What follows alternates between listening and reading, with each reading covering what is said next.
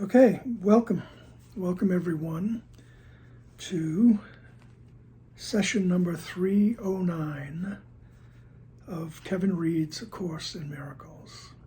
Okay, today we are beginning chapter 3 of the Psychotherapy Pamphlet. All right, in the practice of psychotherapy, this is the third chapter entitled The Question of Payment. Okay, let us just begin. No one can pay for therapy, for healing is of God, and he asks for nothing. It is, however, part of his plan that everything in this world be used by the Holy Spirit to help in carrying out the plan. Even an advanced therapist has some earthly needs while he is here. Should he need money, it will be given him, not in payment, but to help him better serve the plan. Money is not evil. It is nothing. But no one here can live without no illusions. For he must yet strive to have the last illusion be accepted by everyone everywhere. He has a mighty part in this one purpose, for which he came.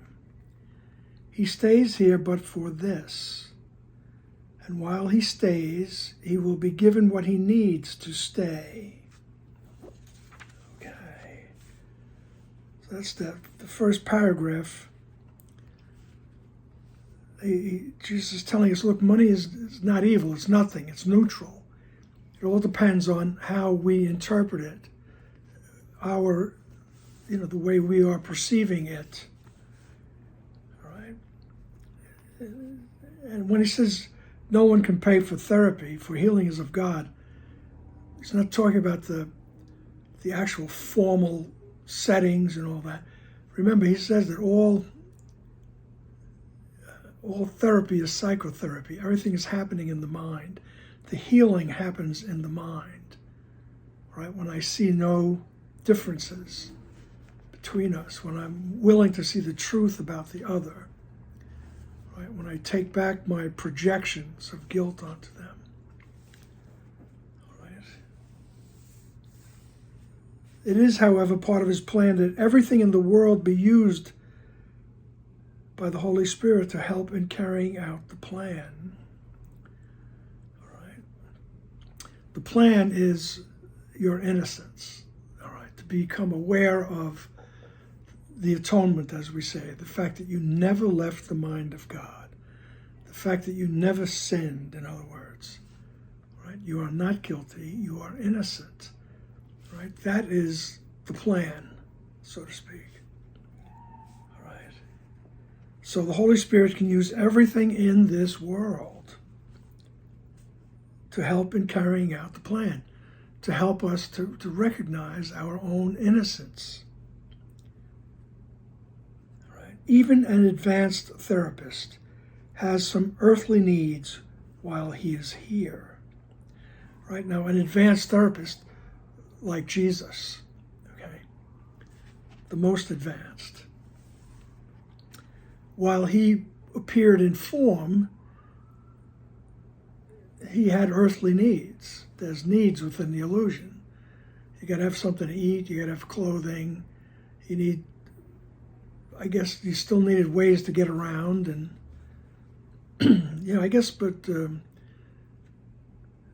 food and lodging and things like that were the most outstanding needs of the time there. Okay. So even an advanced therapist has some earthly needs while he is here. And I mean, that's the goal, so to speak, is to become or to have the same awareness that Jesus had, right? As he says, if you want to be like me, I will help you, right? And if not, I'll wait till you change your mind. But that's the idea, is that we become that. All right? And as we're advancing in this world of form, right? We still have needs in the world of form, right? Like I say, you got to have housing, you got to have food, you have to have water, right? You might have medical needs, right? You need clothing, right? Personally, I need shoes, right? I can't walk around barefoot. All right? Even an advanced therapist has some earthly needs while he is here. Should he need money, it will be given him, not in payment, but to help him better serve the plan. All right? If someone is advancing and they're really existing in that state of mind where things are beginning to reflect the oneness of heaven, all right, I think you'll see that if you need something, you'll have it. Okay? That's about it. If you need something, you'll have it. In the immortal words of Mick Jagger, you get what you need. All right. And it's not as a form of payment, it's just to make it so that you can travel through this world of form and better serve the plan, which is being a channel of the innocence, becoming aware of the innocence in everyone. All right? And he says money is not evil. All right? It's nothing. It's an illusion also. But within this world of form, it has certain uses, right? But no one here can live with no illusions. No matter how advanced you are in the awareness of your connection to the Creator, if you're in form, you can't live without some of these illusions, like clothing, food, water, right? Medicine, all right? But no one here can live with no illusions, for he must yet strive to have the last illusion be accepted by everyone, everywhere. All right, so we use the things in the illusion to get to the point where everyone accepts the atonement for themselves. All right, everyone gets to accept the last illusion, right? Which is you never left heaven, the real world, so to speak. That's the last, still an illusion, but it's one step, half a step away from reality. All right? The Christ consciousness has arisen. It's like the second coming. All right? So while you're trying to facilitate that, right, you get what you need, right, until everyone becomes aware of the Christ-like, of the Christ within them, let's put it that way, of the innocence within them. So as you're moving through the illusion, helping with that, he has a mighty part in this one purpose for which he came. This is the advanced therapist. This is the reason he came, or she. She has a mighty part in this one purpose, raising the awareness of innocence. He stays here, but for this. It's the only reason he's here. And while he stays, he will be given what he needs to stay. All right? So money allows him or her to stay in the body here, while they are being channels of innocence. Paragraph 2, only an unhealed healer would try to heal for money, and he will not succeed to the extent to which he values it. nor will he find his healing in the process.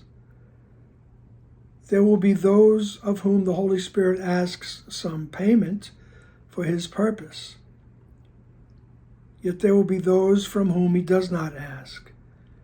It should not be the therapist who makes those decisions. Right? There is a difference between payment and cost. To give money where God's plan allots, it has no cost. To withhold it from where it rightfully belongs has enormous cost. The therapist who would do this loses the name of healer, for he could never understand what healing is. He cannot give it, and so he does not have it. Right? So only an unhealed healer, right, would heal for money. Right? That doesn't mean that you can't charge for your services. We're saying if that's your attitude, is that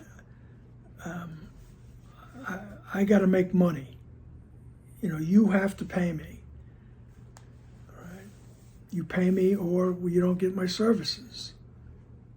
All right? And so to the extent that I value the money, I will not succeed. I will not succeed in healing. All right? Nor will he find his healing in the process. And my healing will be deterred, delayed. All right? And he said, but there will be those of whom the Holy Spirit asks some payment for his purpose. And in this he's talking about an exchange. Right? In this section, when he's talking about payment, he's talking about an exchange of energy, so to speak. Right? And when he's talking about cost, he's talking about a sacrifice. Okay? So there'll be some whom the Holy Spirit asks some payment for his purpose. There will be those for whom he does not ask. And it should not be up to the therapist who makes this decision. There's a difference between payment and cost. All right? So we get into that, I'm here, I'm sacrificing, so that you can have a session with me, and I went through all this schooling, and you're a very annoying person, and you say the same thing over and over again. So I feel like I'm sacrificing something as a therapist. He says, not going to work. All right? But there are some people, so the therapist might work on a sliding scale. Or a reduced rate of some sort. Right? To give money where God's plan allots has no cost.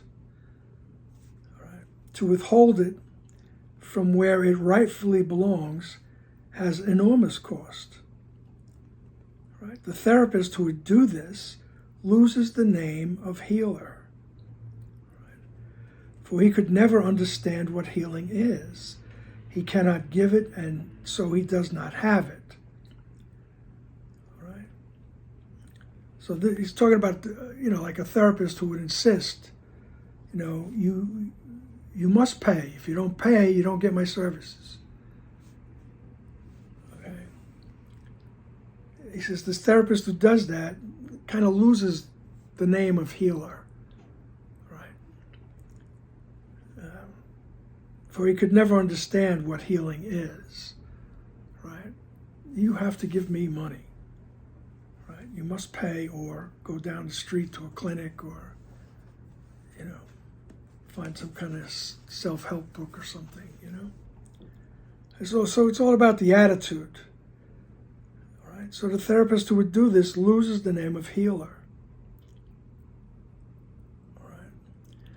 it seems to me like the whole thing he's talking about is just as a healer, if you're in like the formal occupation of therapist, just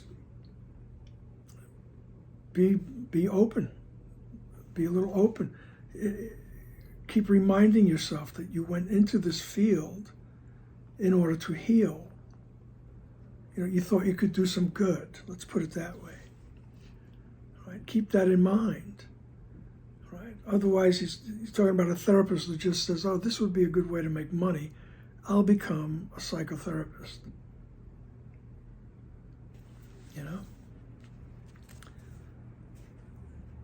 He says, in other words, they can't give the healing because they don't have it. In other words, they got it blocked off. Right. So it's kind of all about your attitude toward money and services.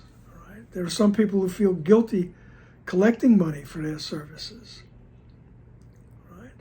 He says, but after a while, he says that money, it's not the money. The money doesn't mean anything. Right? Or it means what you think it means. Let's put it that way. All right. So if you feel bad about charging someone the going rate, so to speak, sooner or later you're going to feel resentful. So sooner or later you're going to feel like you're sacrificing something. Right? I remember in the 90s, I was working in an actual store, a retail outlet that did massage. I mean, now you see seated massage all over the place, especially a lot of nail spas and things like that. But this was an actual store you could walk into and purchase a certain amount of minutes for a massage.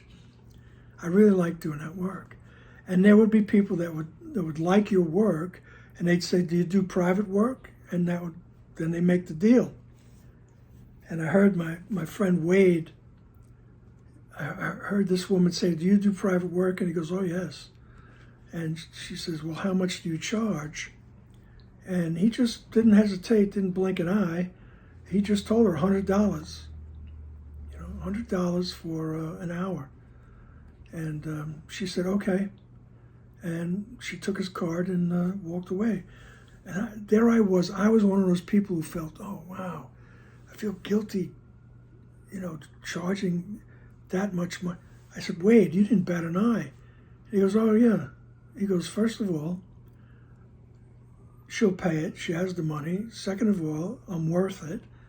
And she'll tip me," he said. "Third of all, she'll give me a tip." So I liked his attitude. I learned from that, It was like, don't sell yourself short. If I was to do the same work that he did and only charge him $60, then after a while you start to, a little resentment starts to build up, in my experience anyway. So don't be afraid to charge for your services. It's just that you don't bilk people, and you don't, and if somebody needs a little help, you give them a reduced rate or whatever.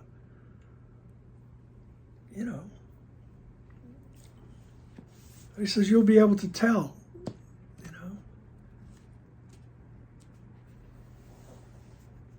The therapists of this world are indeed useless to the world's salvation.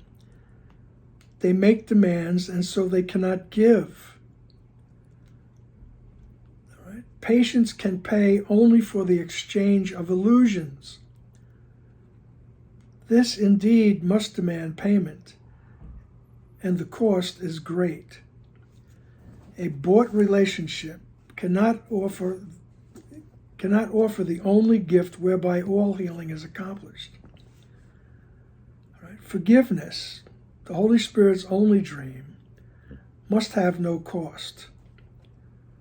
For if it does, it merely crucifies God's Son again. Can this be how he is forgiven? Can this be how the dream of sin will end? Excuse me. So he says the therapists are useless if they make demands. Right? You have to pay this much or you don't get the service. All right? He says because patients are only paying for the exchange of illusions. All right? If I'm helping someone with painful muscles or stress-filled muscles in the massage industry, that's still the exchange of illusions, okay? But as I'm working with that, I can have in my mind, I can be asking Holy Spirit to help me see this person, right? Help me to see this person correctly. Right? That's the healing.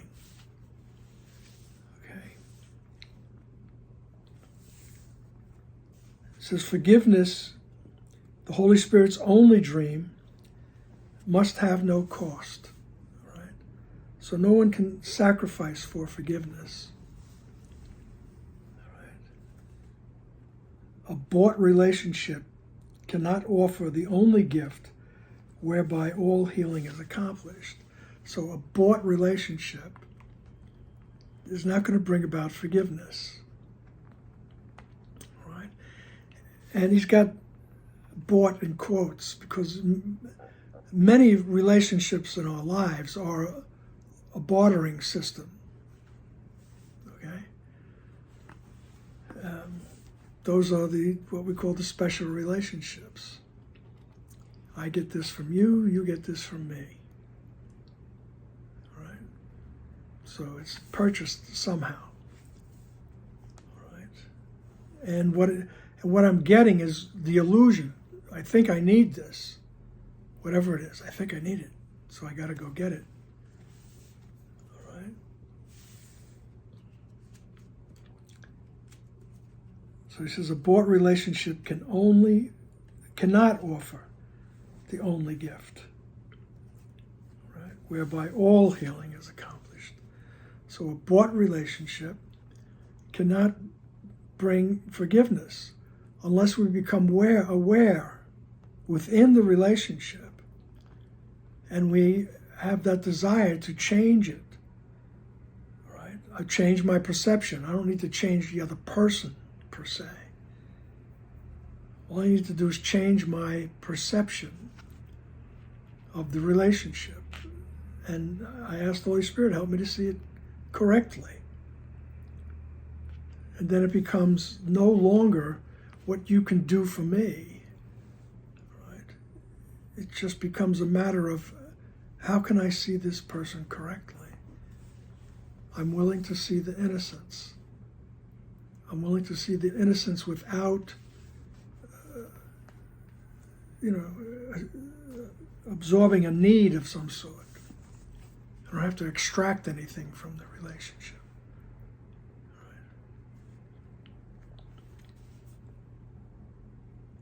So the right to live is something no one need fight for. It is promised to him and guaranteed by God. Therefore, it is a right the therapist and patient share alike. If their relationship is to be holy, whatever one needs is given by the other. Whatever one lacks, the other supplies.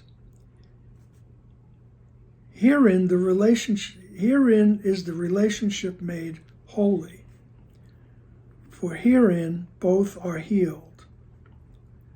The therapist repays the patient in gratitude, as does the patient repay him.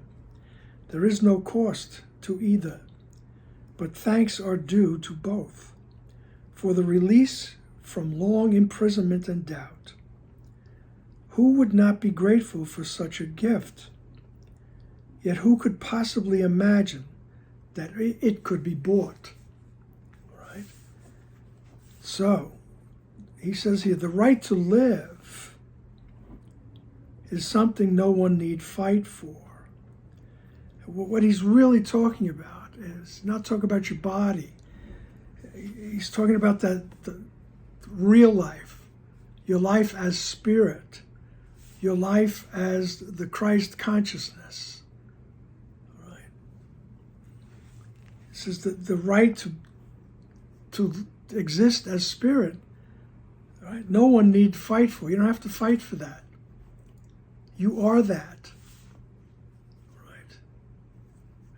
We make up this other life. Meanwhile, our other life continues, as Jesus says. Your life as spirit, your life as the Christ continues. All right? It's promised to you. It's guaranteed. Therefore, it is a right the therapist and patient share alike. The patient and the therapist have the same right, the right to exist as the innocent Christ. Right? And we're not talking about form, right? But you have the right to also to that awareness before it's okay for you to relinquish the forms. If their relationship is to be holy, whatever one needs is given by the other. Whatever one lacks, the other supplies. All right. So in the holy relationship, whatever the other one lacks, the other one supplies, insofar as I'm willing to see that we both have the same need. That's to realize our innocence, our Christ-like innocence. All right. And so as a therapist, perhaps you can hear the patient in whatever, any way they present it, calling out for the love they think is missing. All right. This is what makes the relationship holy. Because one thinks that they're lacking the love of God, and the other supplies the love of God in a way that the person can understand it, whether it's words or actions or whatever. It fits their story. So that's how the relationship, any relationship, becomes holy. All right? I'm willing to see the other correctly. And I'm willing to see when the other is calling out for the love they think is missing. All right? And that gets acted out in myriad ways. Okay? Myriad ways. The therapist repays the patient in gratitude, as does the patient repay him, because both of us,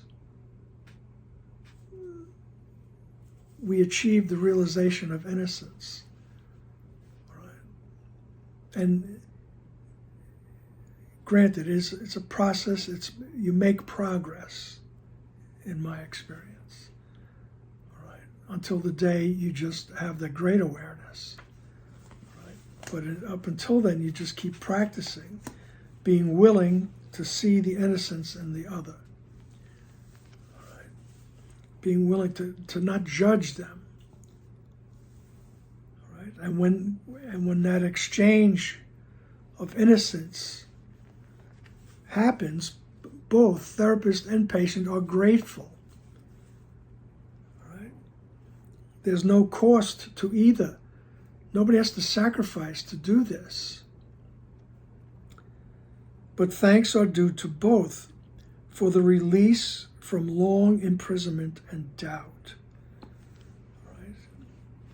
When I'm willing to see the innocence of the other, we're both released from those long periods of doubt. from that long imprisonment and doubt, which is the ego thought system. All right. So he says, who would not be grateful for such a gift?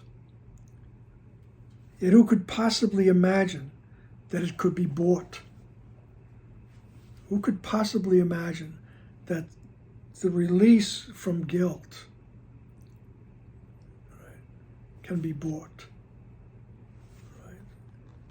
Who could imagine that the awareness of my innocence has a price?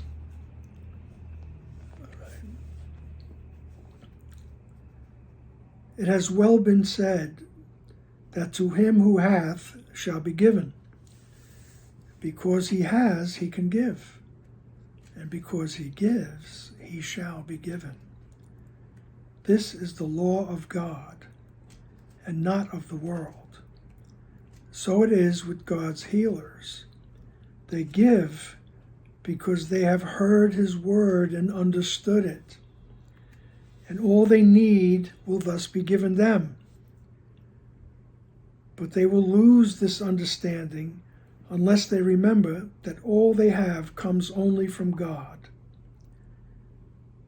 If they believe they need anything from a brother, they will recognize him as brother no longer. And if they do this, a light goes out, even in heaven, where God's Son turns against himself. He can only look upon darkness. He has himself denied the light and cannot see. Okay. So what he's talking about here is when you have the awareness of innocence, you give that. Right? That's our function in heaven, is to be aware of the abundance of everything in which I exist and to extend that. And here in the world of form, it's being willing to see the innocence. And then I channel that innocence. I channel the love. And when you are filled with it, you can't help but give it. It just comes through you. And giving and receiving become the same. It's the same thing as the process of forgiveness. I'm willing to see the innocence in the other, and I begin to become aware of my own. You give and receive at the same time. Right?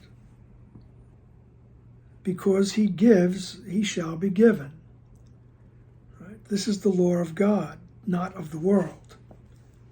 Right? The law of the world says, because I give, I have less. Right? They give because they have heard his word and understood it.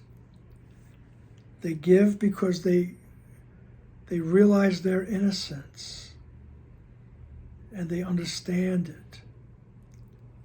And they want everyone to experience it.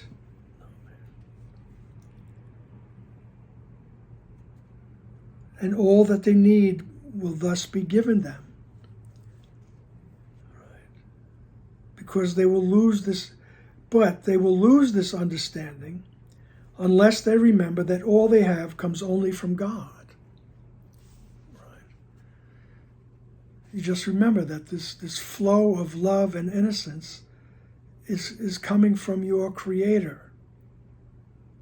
Right? Coming from your Father, the original source, whatever word you want to use. All right. And it's you did not create yourself. Everything emanates from the original. All right. And he says, so you'll lose it unless you remember that everything you have, all this love and innocence, comes from God. If they believe they need anything from a brother, right?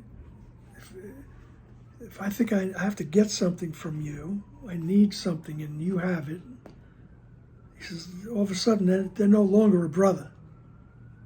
Right? They're just, a customer, a client, in nice terms. So if they believe they need anything from a brother, they will recognize him as brother no longer. And if they do this, a light goes out, even in heaven. When God's Son turns against himself, he can look only upon darkness. He has himself denied the light and cannot see. All right? I will not see the light. All right? When I think I have needs that you could fulfill, I got to get it from you. So you have to make up ways to get it. In that instance, I have denied the light, and I cannot see. I've denied the light because now I think I'm lacking something. I have a need that you can fulfill. All right. The only need I have is to realize my innocence. All right.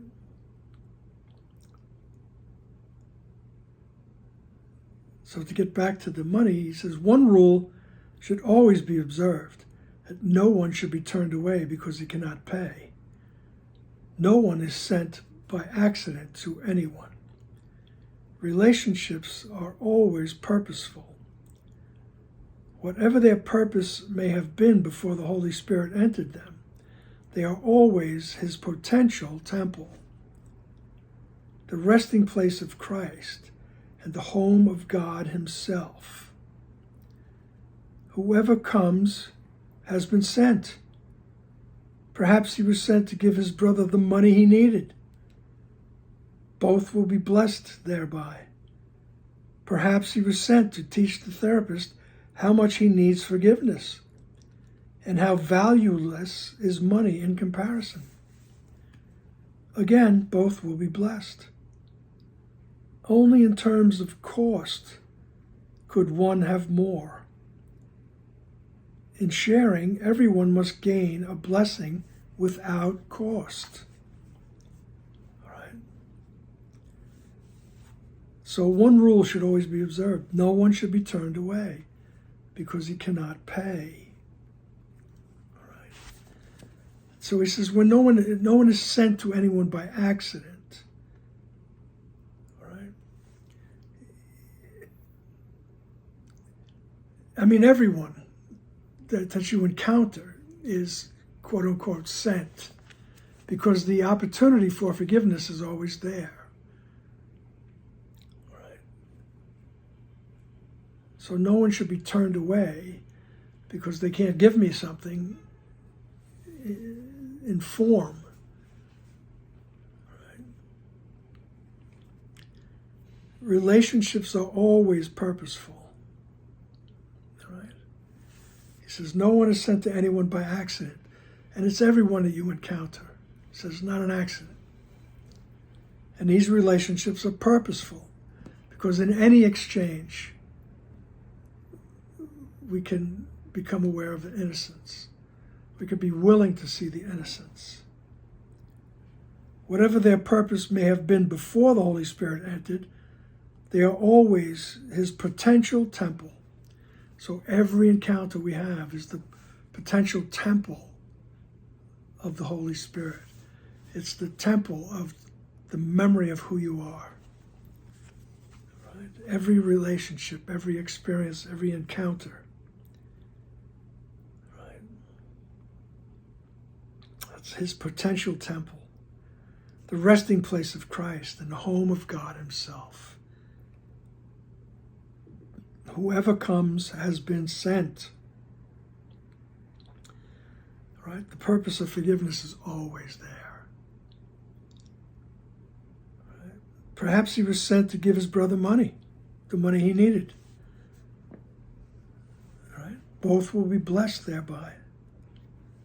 Right? Because I'll receive the money I need to keep my form going, and the other will receive whatever they think they need. okay? And underneath that, whatever they think they need will be the love that they think is missing. All right? That's the main exchange. Okay?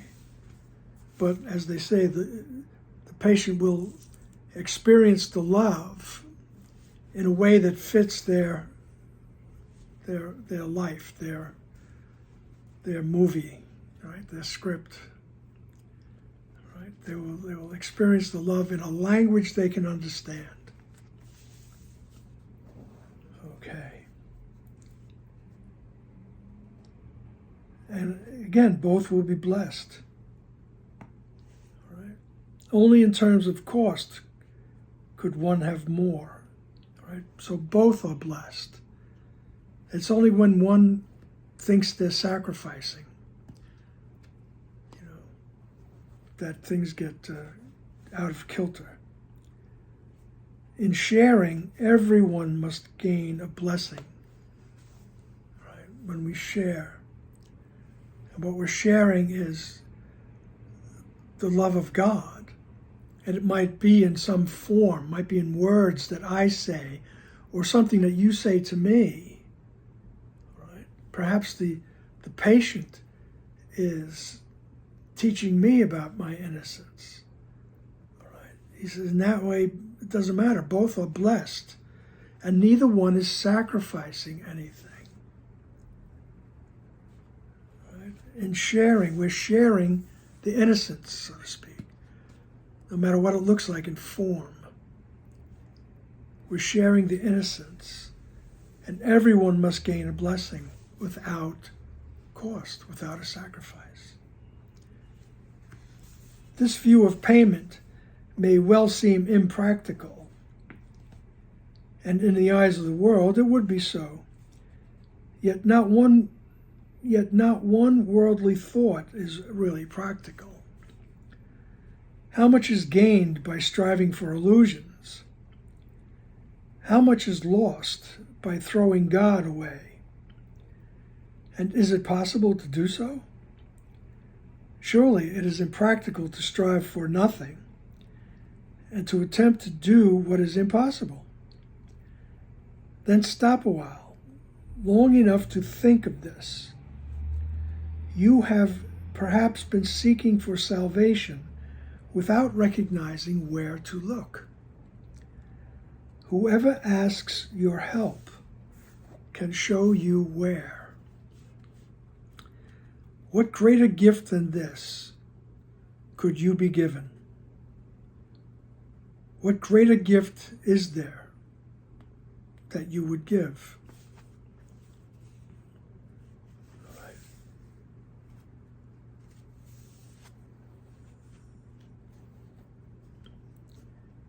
He says, stop a while, long enough to think about this. He says, you have perhaps been seeking for salvation without recognizing where to look. Right? Whoever asks your help can show you where. What greater gift than this could be given? What greater gift is there that you would give? Okay. Everyone who enters our life can bring us to salvation. All right. Bring us to the escape from this ego thought system. He says, what greater gift is there? What greater gift is there that you would give? All right, than your and the other's salvation, the escape from the guilt of the ego thought system. All right.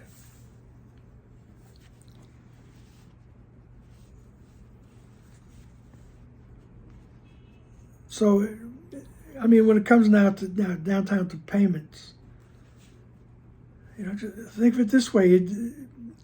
It's okay to charge, all right? But when you start getting into the place where, you have to pay me this much, and if you don't, go down the street and find somebody else. So you have to watch, just watch your attitude, right? Because Jesus says it's really not about the money, because if it's all about the money, then you've lost the idea, because it's all about the forgiveness. It's all about seeing the other, entering into a relationship with the other. And once again, it's a fine line. You don't have to give yourself away. You don't have to, the cost doesn't have to be your energy, your time and effort. You have to sacrifice it. You don't have to do that. Right? And you don't have to demand sacrifice of the other. So you work on that. You work on that. Right? Because the salvation is not in the amount of money you make, right? Or how many patients you have.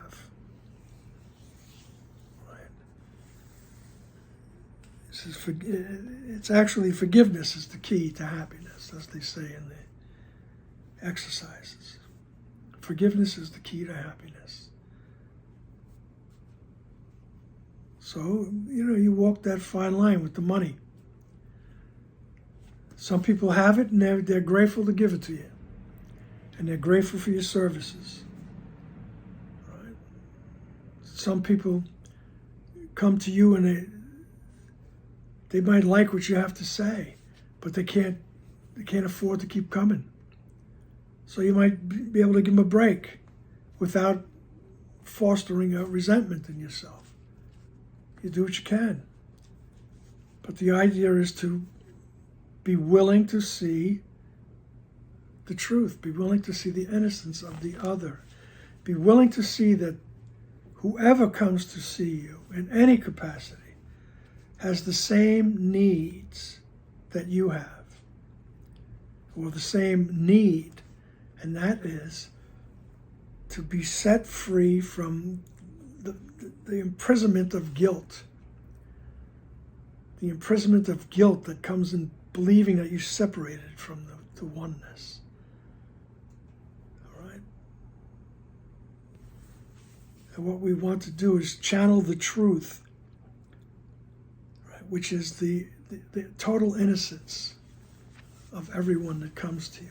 There's a spark of Christ, the innocence, in everyone. All right?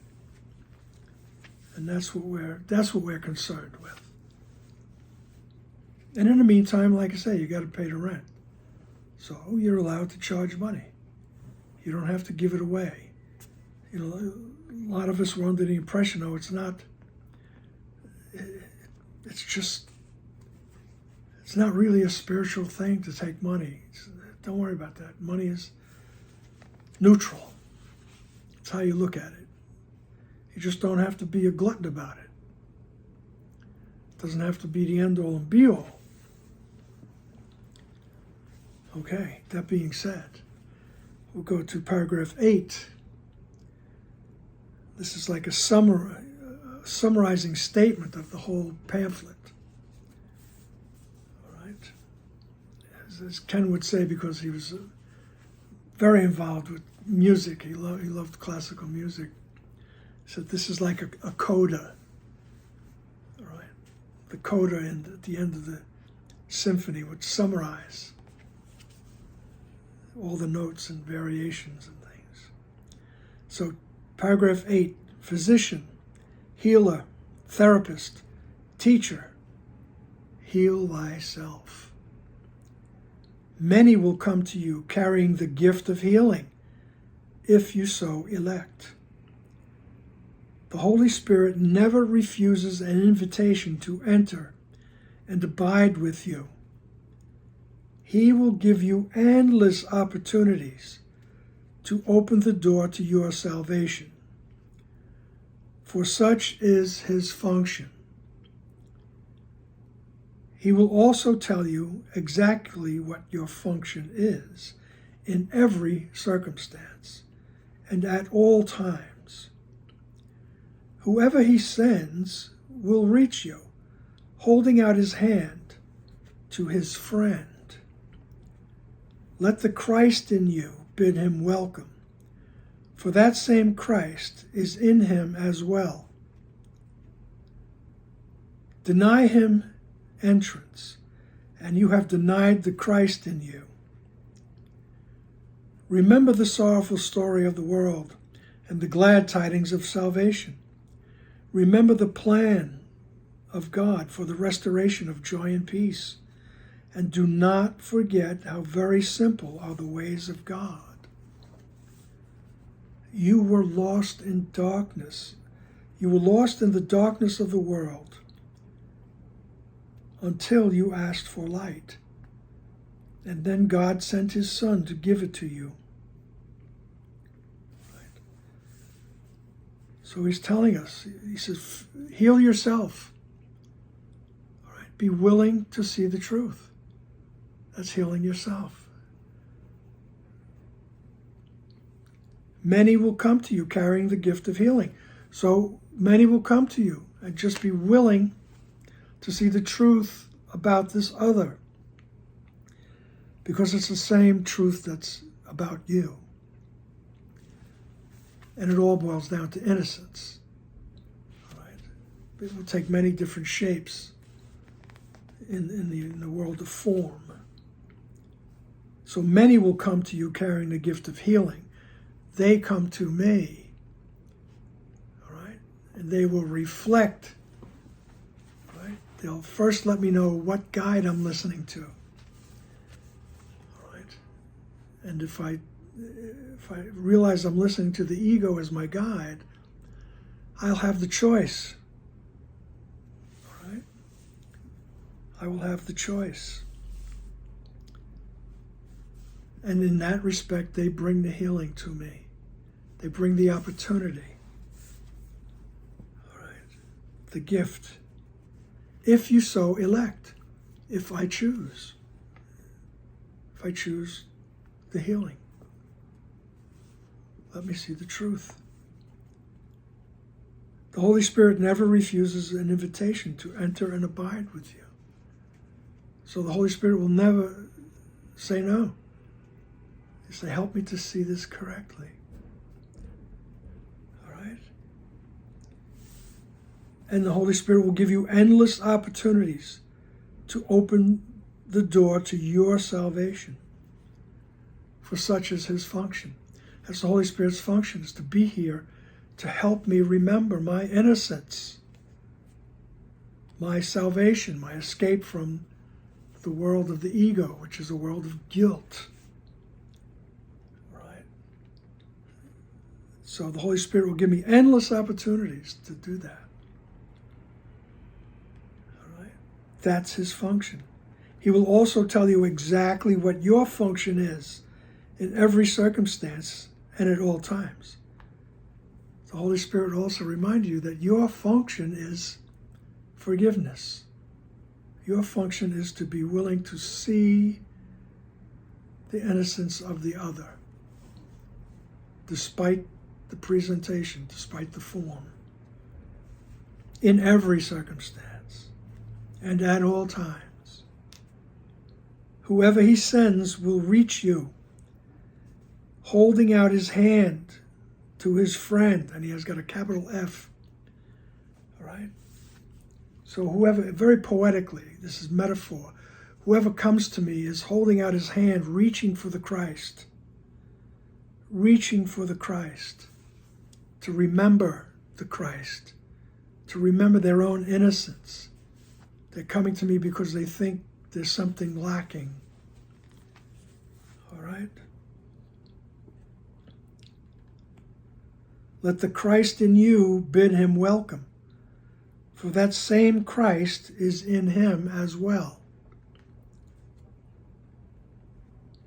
Deny him entrance, and you have denied the Christ in you. All right? They're coming to you, reaching for the Christ. He says, don't deny them the entrance into your mind.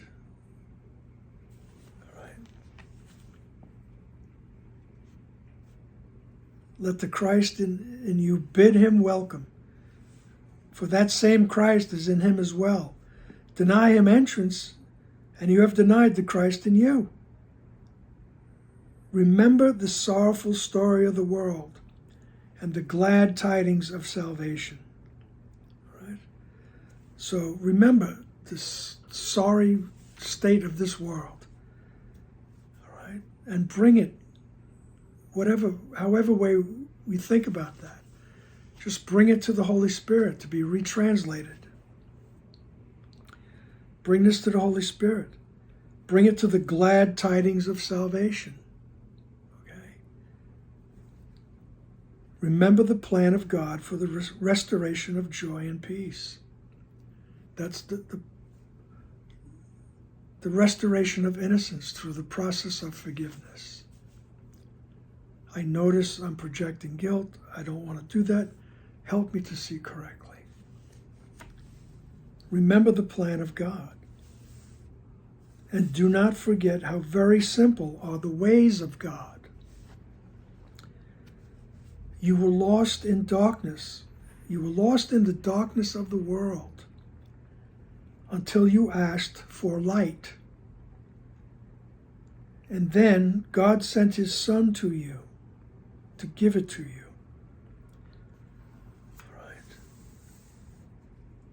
You were lost in the darkness of the world until you asked for light. And then God sent his Son to give it to you. And everyone carries the Son. Everyone carries the Christ in his mind, no matter what it looks like, no matter how far down they've buried it. And that concludes the pamphlet on psychotherapy. Okay. I thank you for accompanying me on this journey of studying. And we'll see what if I come up with something next. All right now. Bye.